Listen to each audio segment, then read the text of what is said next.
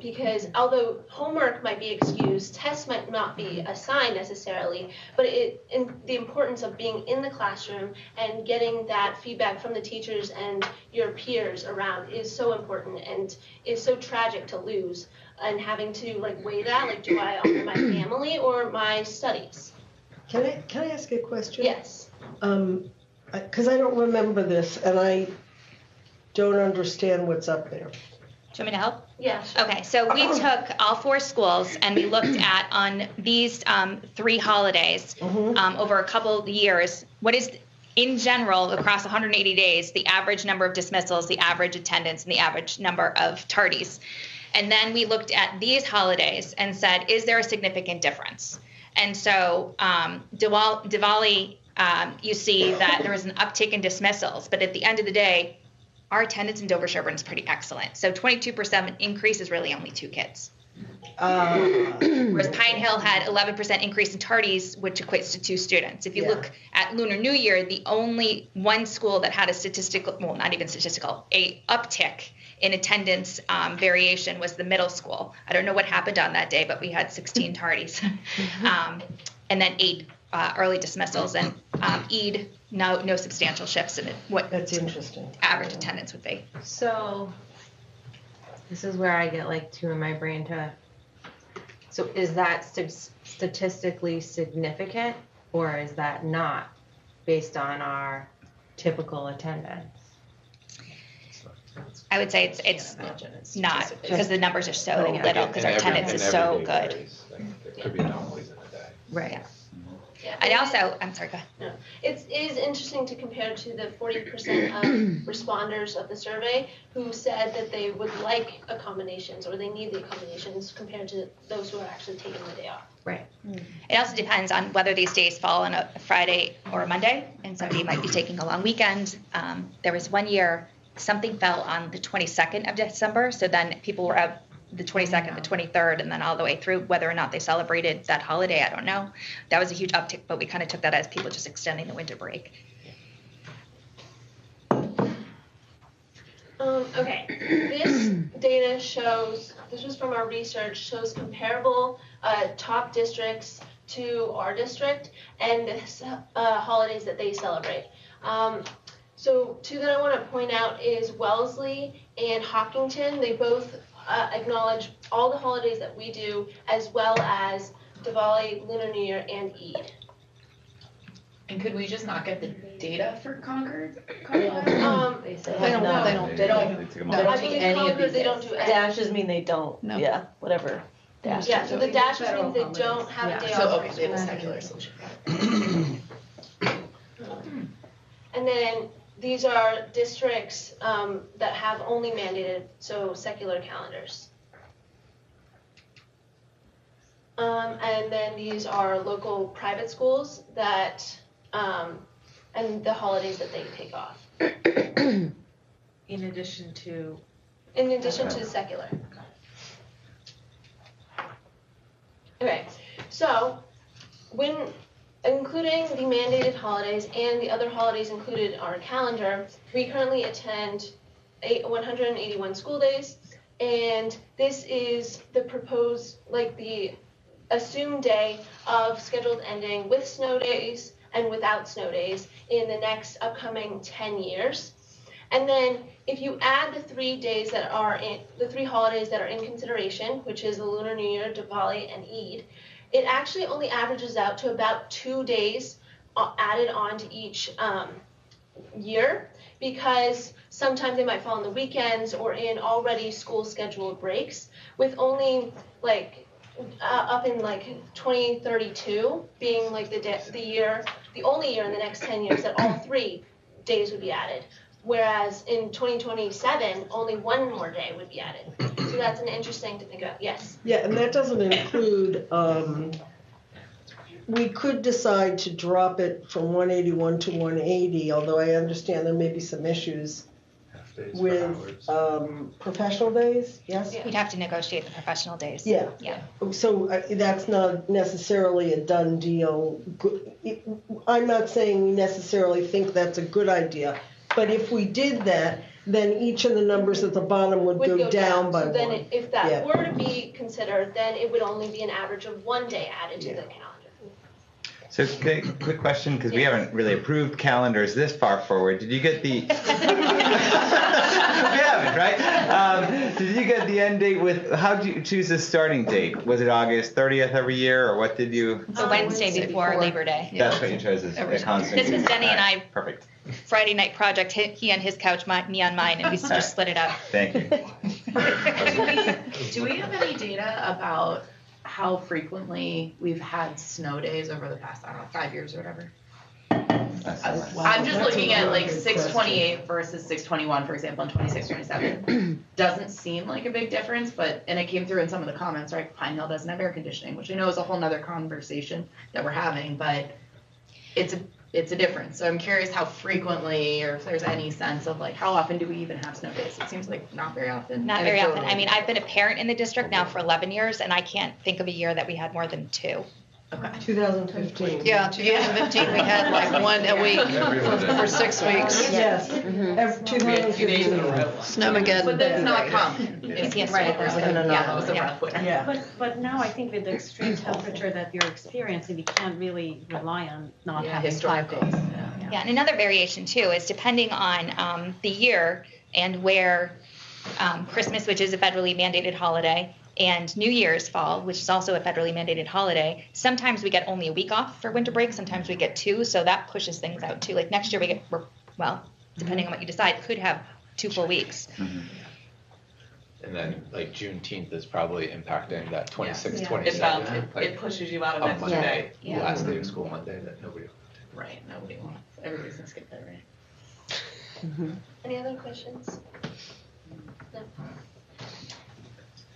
And then these are just general agreements as like a school task force we came up with. So we want to educate students about various holidays as they occur throughout the year. One of the proposals tonight is adding only 3 holidays, but then we want to also include education about all the holidays that might occur and that students in our community might celebrate. We want to also ensure that students and faculty adhere to school committee policies relative to attendance and coursework on and around various holidays. And consider the impact of scheduled athletic events and extracurricular activities on and around various holidays, because any holidays that aren't considered a day off from school, there could be an athletic event scheduled on that day. We also think strong community support for starting December vacation on or before the 24th, not necessarily for religious reasons, but rather to extend the break. And of course, you all had that decision to decide when it starts and when it doesn't. But the 24th is not included in federal mandated holidays. And then this is the school committee's policy, IMDC. Teachers should use good judgment and be especially sensitive to the feelings of students who might not wish to participate for religious reasons. Requests for excusal and school activities associated with these holidays should be granted. When students are absent from school for the purpose of religious observances during religious holidays, it is expected that 1. Teachers should not, in good faith, conduct special or unique activities which will cause those students to miss out on an important curriculum event. 2. Teachers should not, in good faith, administer quizzes or tests on that day. 3. Teachers will keep homework expectations reasonable, and the due date will be extended as needed to allow for religious observances. 4. Teachers will provide opportunity and time to make up any work missed on that day as defined in the student handbook. 5. Teachers will give extra help and additional support to those who require such attention. And finally, 6. Teachers will not, in good faith, require projects or long-term assessments due on the day or the day after a religious holiday. Any questions? Sit down. Thank you. So as Patrick mentioned, we conducted a second survey, which I guess if I just boil it down, we just wanted to see what our community members preferred. So our first option was only the federally mandated holidays. Our second option was the status quo. And our third option was the add 3 option, so the Lunar New Year, Diwali, and Eid. And as you can tell, obviously students, the overwhelming majority chose adding 3 of those holidays. For our families, they preferred the status quo. And for our staff, they also preferred the same. And then we also wanted to see what we wanted to do with Good Friday. Did we want to have it as school day off, an early release, or actually have school on that day? And students, again, they wanted that day off. The families wanted it a school day, and the staff preferred the early release. Sorry, can I ask a question? I'm really hung up on these numbers a little bit. I'm just trying to understand, is this a fair representation of our community? Like having 436 responses and 1,200 families? These numbers are statistically significant. The average days absent is not just because of the way. So these are significant enough. Yeah. Okay. Liz, Thank just you. to put in perspective, the library just did a survey and they got 10% of the population and are pretty happy with it.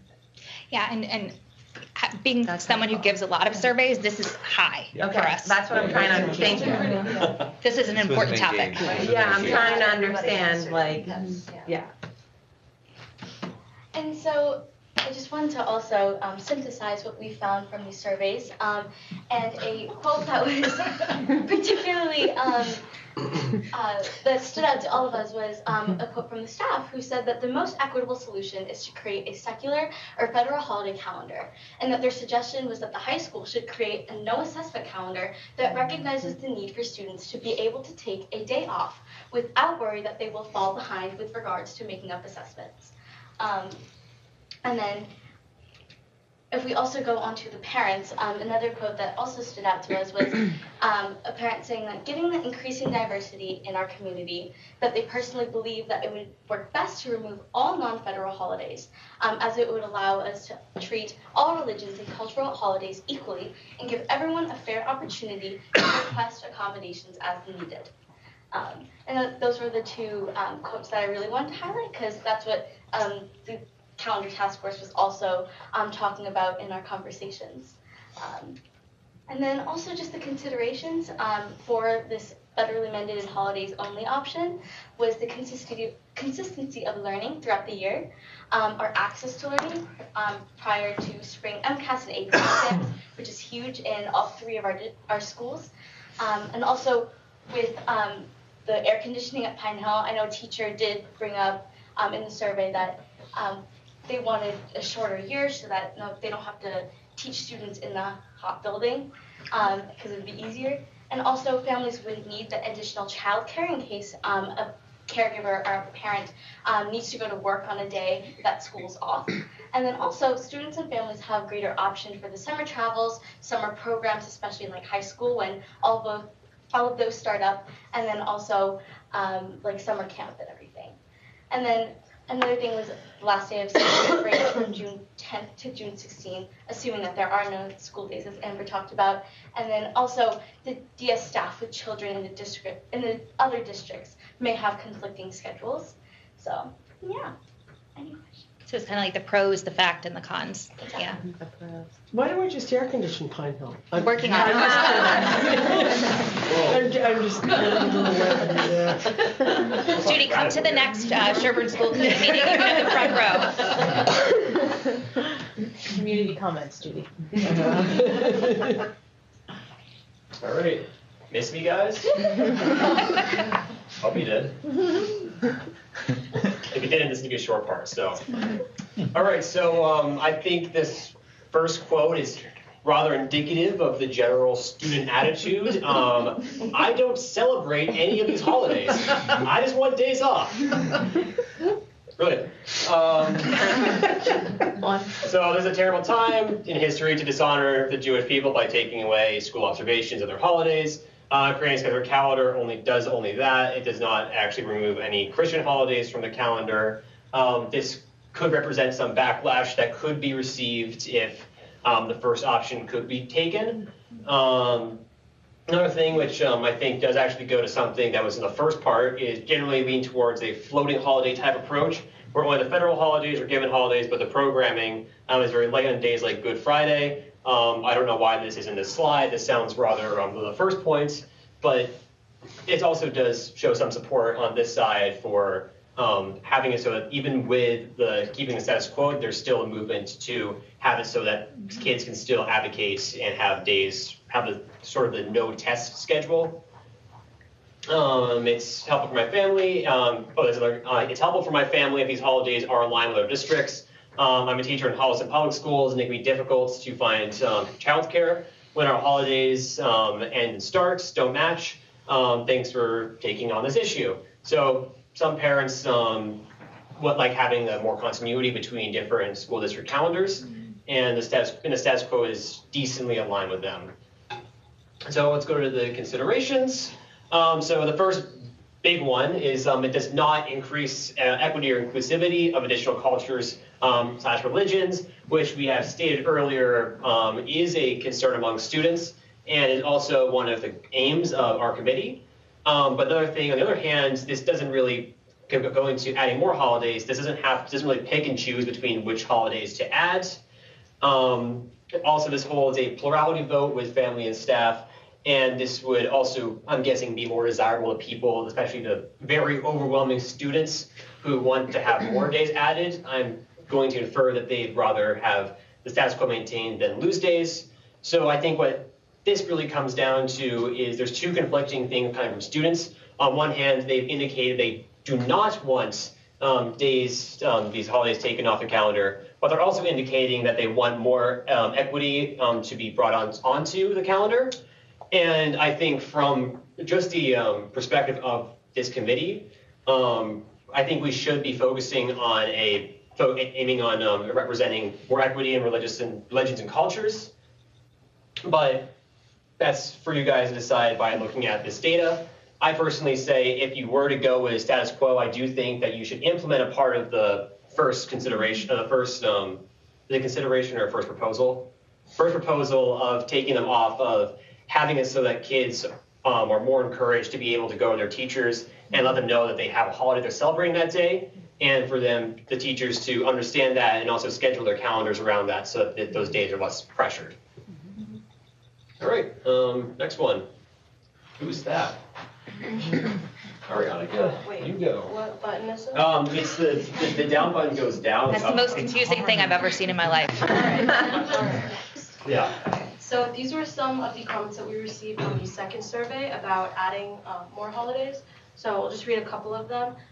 This first one is talking about the projections seem to make it that adding the 3 holidays have very little impact on the length of the school year, and some educationally strong schools have already included these holidays. Since such holidays uphold diversity and most likely don't majorly affect education, it seems like a good idea to incorporate them. And then there's some support for taking off a couple of the holidays.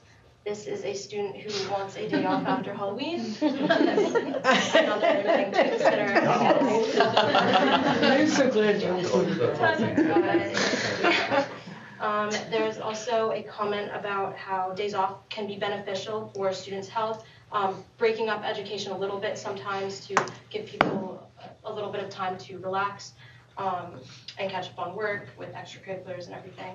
And this is a comment from staff. At the end of the day, we can't do it all, but I believe having these holidays off from school will significantly help create windows and mirrors for our students, especially students who may not currently feel seen. This is actually one comment. It's very long, so I'm just going to read some short snippets of it.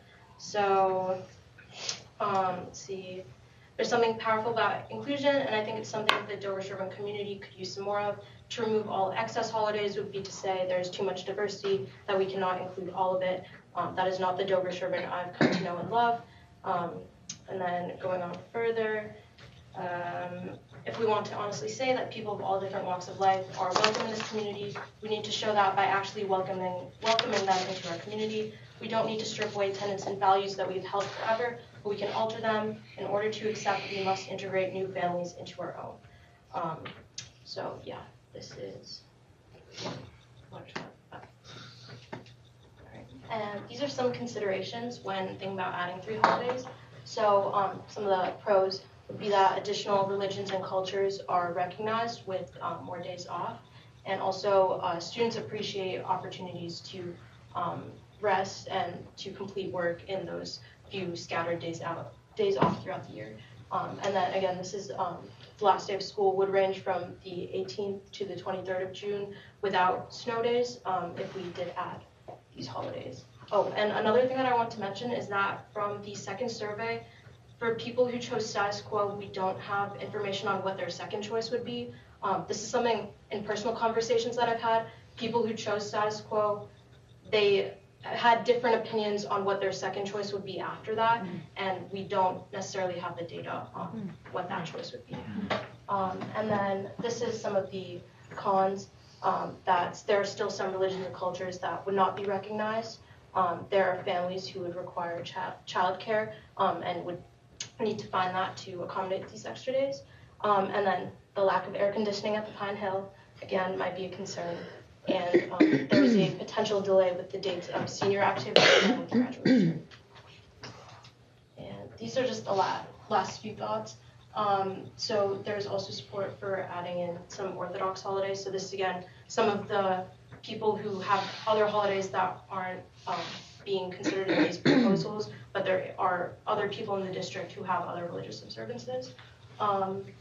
This one is talking about making room for non-Judeo-Christian holidays. Currently, of the religious holidays that we are not mandated that we celebrate, those are Judeo-Christian holidays. So making room for some other ones. Also prioritizing days off for fasting holidays. That could be strenuous on the people we celebrate. And then the Halloween one again. Oh, and this is me. All right. So we had 20 people on the task force initially, and due to a number of reasons, we kind of dwindled over time. And this represents, I believe, 18 of us.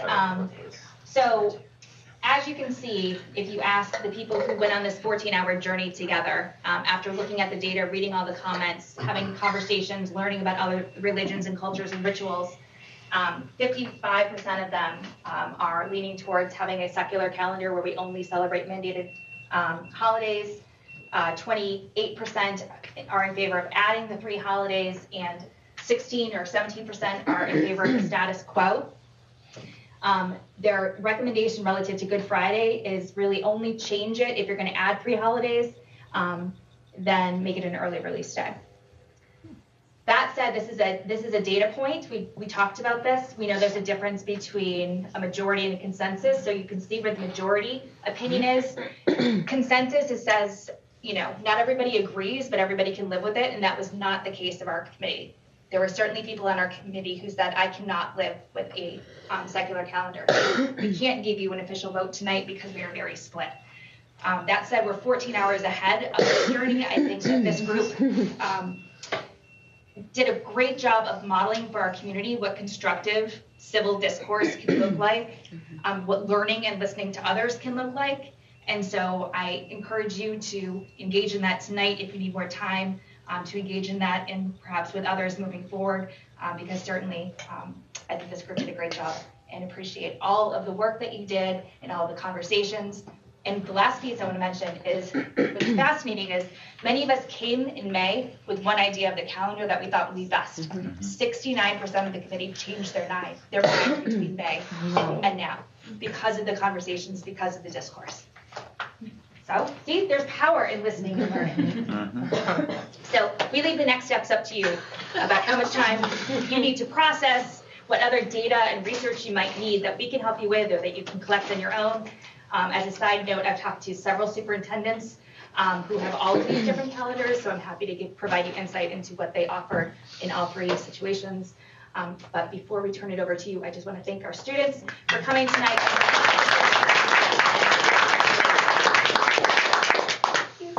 Can I just add to what you said? Yeah. In addition to being so thankful for all of your time and people who aren't here's time, I think we should pause and recognize how awesome it is that our community would have this conversation. So it's not easy. Yeah. Not says a lot. I also wanted to thank our students, and also I was on the task force and I learned a lot from all the members, and I really appreciate everybody's volunteer work in that. And I also wanted to commend you for leading us through this. You did an amazing job. Leading the whole task force, making sure that we are all getting engaged in really helpful conversations while being respectful. Thank you. All right, well, thank you. I'm proud of you all. I'm sure you have other things you need to do. It's not easy to get up in front of 18 adults. You have a lot to be proud of and a lot of bragging to do. Yes, absolutely. Thank you for coming. Thank you. Thank you.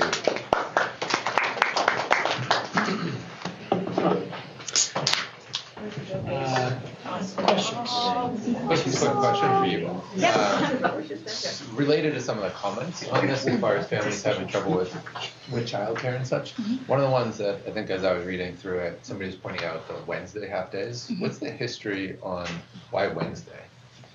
Why Wednesday? Because I think that the point of early release days is to provide educators with opportunities for professional development, and there is a lot more brain power on a Wednesday than a Friday afternoon, and we know that if we make it a Friday or a Monday, attendance is going to decrease significantly because people will go away for long weekends and take ski weekends.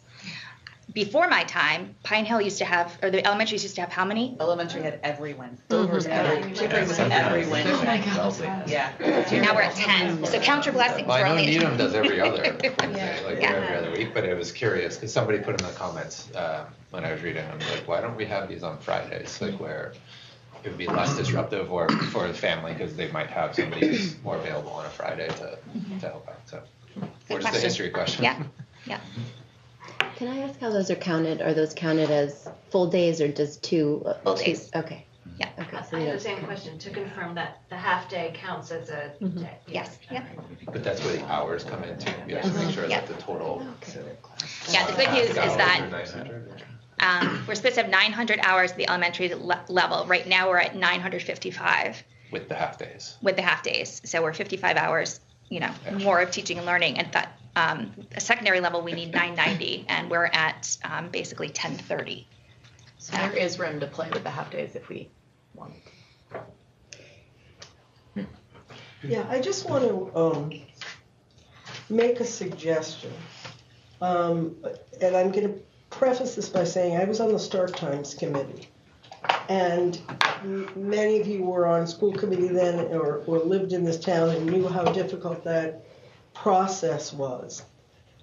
Making that decision was a lot easier for me than grappling with the issues that arise when you're discussing these issues, particularly in the context of what's been going on in the world. And so my suggestion is that we take some time to do a little learning, maybe have a workshop and bring in some speakers who can talk to some of these issues, and then come up with a framework for maybe discussing it in our individual committees, maybe coming back together and discussing it. But it's really a tough issue. And I had a great deal of difficulty on this committee. Everybody but me was really civil and nice. And I had to, no, I'm serious. I had to ask Beth to mute me. Okay. And then she'd unmute herself. I know. But I just think, we all come to this with certain sort of knee-jerk reactions without necessarily hearing the opposing views. I think everybody wants the same things. Everybody wants to get out of school at the beginning of June, and everybody wants Christmas Eve off, and everybody wants diversity, equity, and inclusion. How do we get there?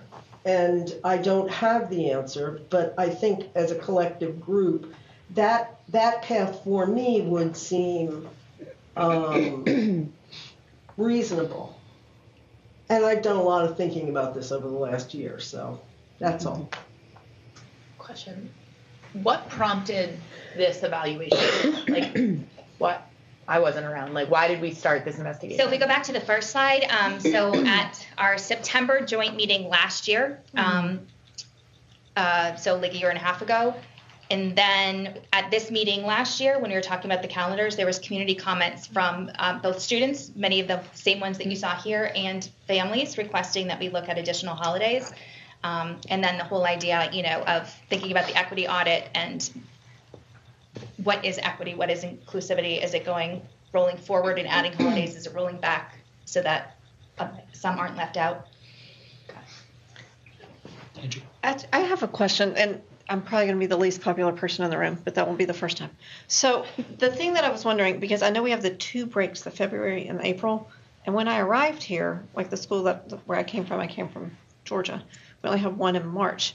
So I know that everybody does the 2 breaks, but does alleviating any of that? I know it's not a popular view, but it is two weeks that are in there. In 2011, we actually looked at that because I was on the calendar committee at the time, and when staff like the February and April breaks, that was, time has changed, but those breaks are needed. I'll tell you, being in a school district, we're when's that February break? When's that April break? So, and it's also, March is hard with the MCAS. So there's conflicting, and it's also hard when we looked at our staff and where they lived. Mm-hmm. It's going to be impossible unless the whole state moves that direction. True. You can't break from that.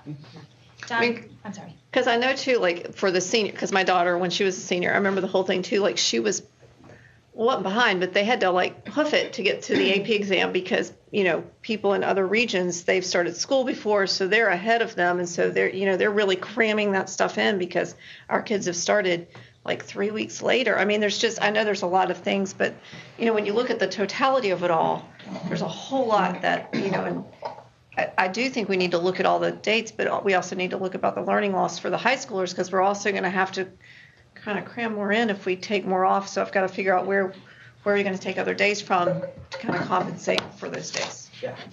So. And that's what makes it so complicated. Yeah, I know. I have a slew of questions.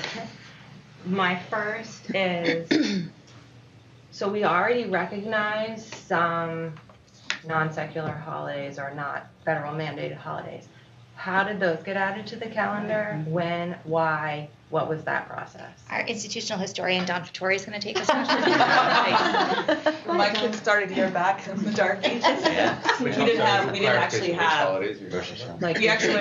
Good Friday. We had a real secular calendar. Christmas, we didn't have Good Friday or, obviously Christmas because that's when the winter break started. And don't know the exact history. I was a parent at Chickering, but they almost had a sick out on a Good Friday, and the superintendent had to call a snow day because there wasn't enough staff. Yes. And that sort of in the next year's calendar had Jewish holidays and Good Friday. That leads me to my next statement. So I started this is not easy, and it's hard to figure out. It's challenging to figure out what to include, what not to include. Everybody loses. Which brought me to learning about the Establishment Clause of the First Amendment, and I think it really helps to navigate this and draw some lines for what could help us feel like we are making a more fair, equitable decision. I don't know if everybody has read it. I'm happy to read it out loud, but in learning about that, I personally would like to hear from our legal counsel and what their take is on it. I am not a lawyer, and I don't know that any of us are in education law, but I think that is our responsibility to look into in the next step. Yeah, I spoke with her today. And again, that adds another level of complexity because, Liz and I talked about this, and I did a little research on it, and it's not even clear, right? And I don't think tonight is the night to necessarily get into the nitty-gritty of it. But again, that's something we need to learn about and think about our values in terms of that. And I think that's a really, Congress shall not make any laws to establish a religion for the United States. Well, Angie is over there smiling, and she and I can go on and on about this. And Martha's not here, but it's complicated. But you're right. It does, in some sense, give us some framework. You know? Yeah, I just think when you start talking about Congress, for me, that's like, oh my God, I don't really know. But when I read how it applies to public schools and holidays, I think it gives us some things to talk about. Like, it sounds like was sort of part of the process before, which is school couldn't open. There was an undue burden. If we roll it back, are we setting ourselves up for snow days? And how do we decide, is that true for these other holidays? I don't know if it's even true in our district currently for, let's say, the Jewish holidays. So I feel like some exploration needs to be done in terms of next steps on that path.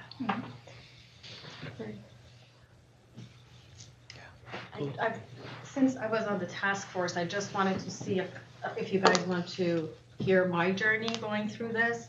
So when I started volunteering for task force, for calendar task force, then on that day last year, we heard about, in the community comment, we heard students standing up asking for their holidays, specific holidays to be off.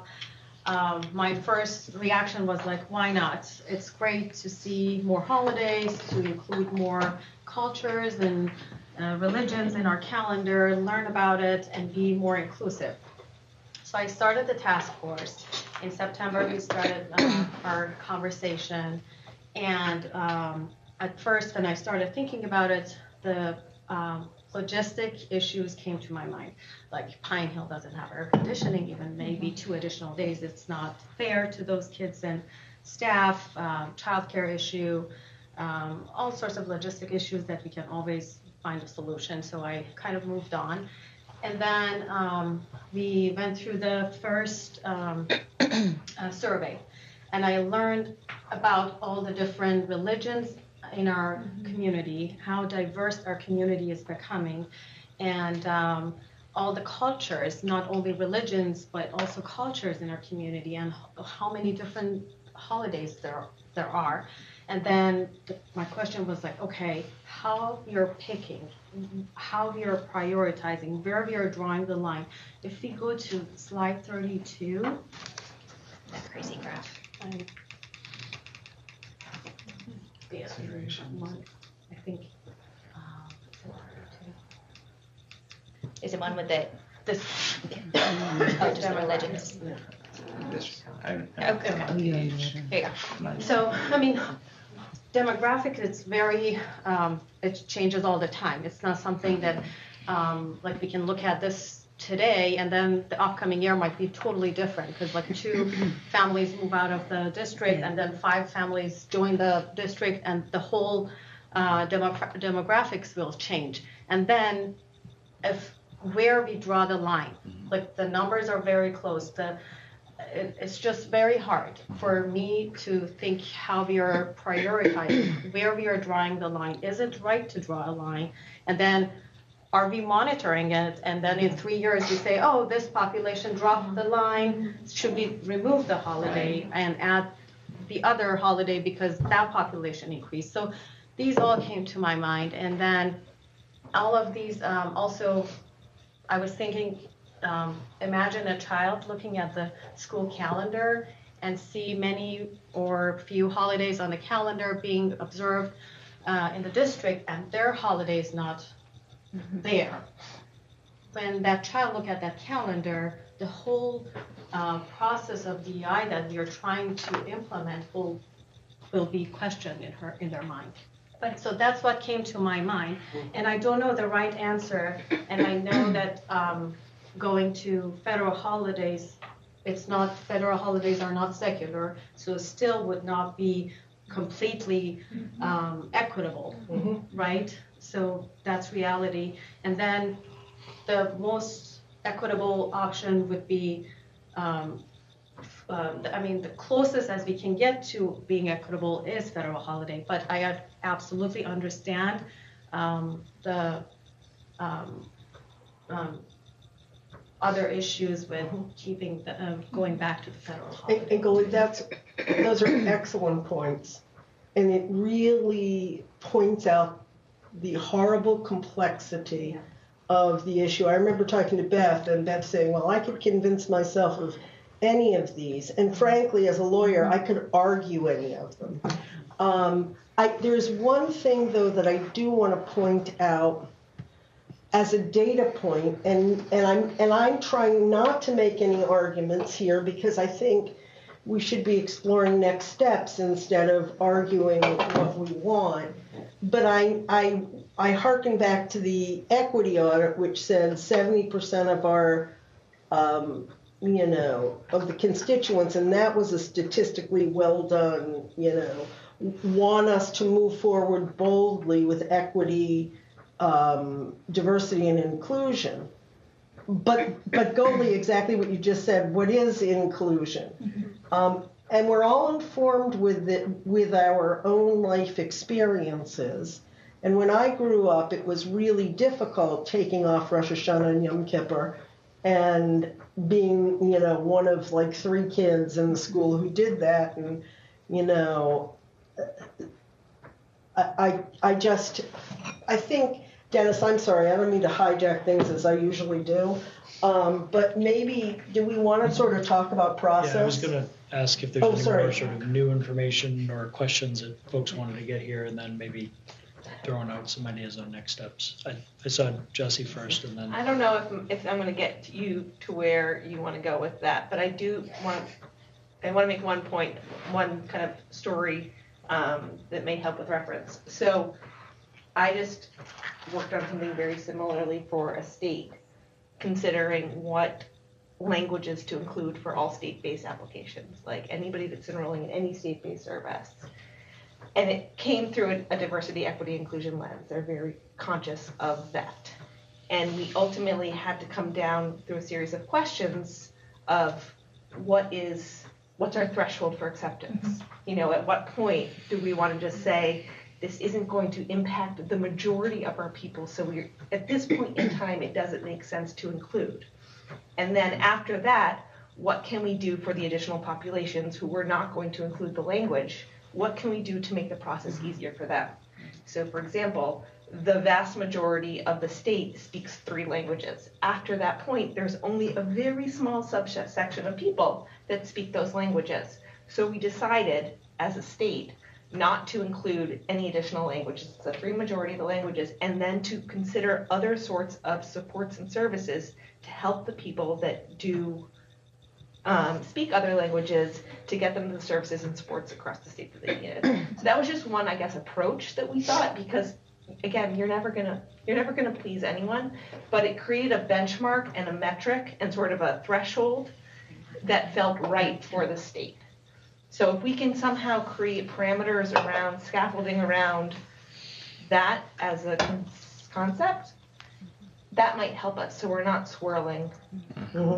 I have, I totally understand what you're saying, but that's the practical thing. It's very different than a 13-year-old feeling left out. Sure. But we're always going to be there, right? We can try to Yep. So I think I saw a couple other hands. Is there additional information